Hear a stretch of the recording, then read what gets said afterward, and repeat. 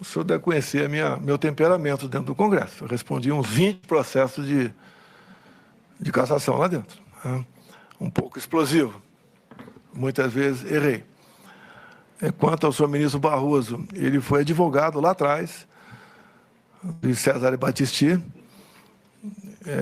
Ele trabalhou aqui para que ele permanecesse no Brasil. E eu, como parlamentar, trabalhava para ele ser extraditado para a Itália. Então, tivemos um embate lá atrás. O senhor pode ver, ao sair de uma reunião da Uni, ele falou, né, derrotamos o bolsonarismo. Né? A gente tem algo pessoal entre nós dois. Assim, eu relevo muita coisa, parece que ele não marcou isso aí, não me esquece. Então, esse atrito com o então advogado Barroso vem lá de trás. Não tem nenhuma ameaça a nenhum poder. O senhor nunca viu tomando nenhuma providência contra um poder sequer da República. Nenhum. Nada. Fecha isso, fecha aquilo, zero. Desabafei muitas vezes, porque eu entendi que certas decisões, né, a gente tem que respeitar, tem que cumprir, mas eu reagi a essas decisões. Não existia nada de concreto para ser feito contra o Poder Judiciário, no caso, como Vossa Excelência falou agora há pouco. Aí. Senhor Procurador. Após a proclamação do resultado das urnas nas eleições de 22, senhor ministro relator, houve notórias convocações populares em redes sociais de um levante contra o estado de intervenção militar, medidas de exceção, isso deu lugar a fechamento de rodovias em diversos pontos do país, a instalação de acampamentos de pessoas clamando por intervenção militar, quer dizer, golpe de Estado, e as portas das unidades militares. Eu gostaria de saber do senhor Bolsonaro como ele viu esse cenário, por que ele não desmobilizou imediatamente essas ações que questionavam os resultados das urnas, postulando providências contrárias à normalidade constitucional. Por favor. Senhor Procurador, desculpa aí. Tão logo as eleições se acabaram, começou-se um movimento muito forte pelo Brasil. E o mais forte foi dos caminhoneiros. Se eu não me engano, dia 1º de novembro ou dia 2, eu fiz um vídeo pedindo, então, que eles desobstruíssem as vias.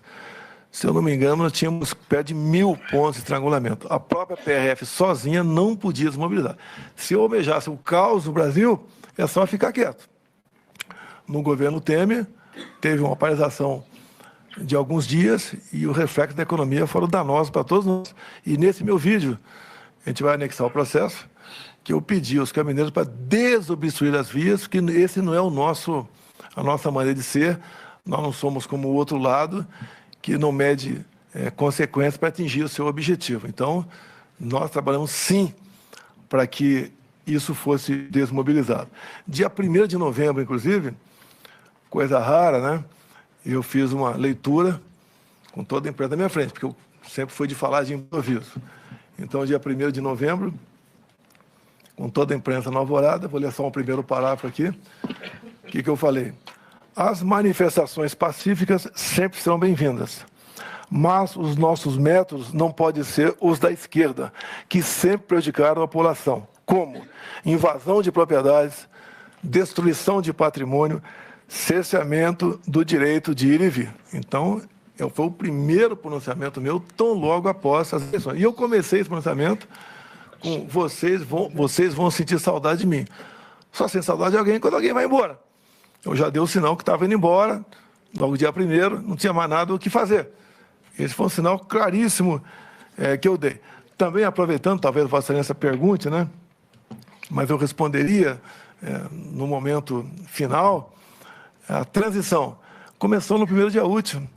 Nós nomeamos o Ciro Nogueira, senador, para ser o homem nosso para fazer aí a transição. Do lado de lá, eu acho que foi dia 5, por aí, eu publiquei o nome de Geraldo Alckmin como o homem que ia responsável pela transição do outro lado. Uma transição pacífica, ninguém teve nenhum problema.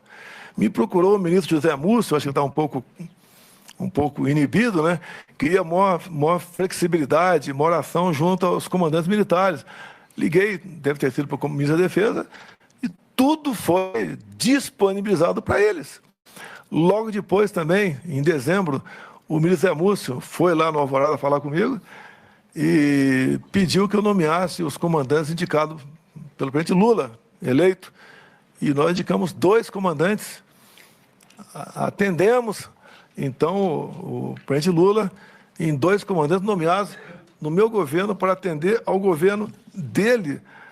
Ou seja, e mais ainda, dia 30 de dezembro, o dia que eu fui para os Estados Unidos, eu fiz uma live, tá? Nós não queremos o confronto nem estímulo. Ninguém vai partir para o confronto. É a pior maneira de tentar resolver o assunto. E complemento, termino. Não vamos achar que o mundo vai acabar no dia 1º de janeiro.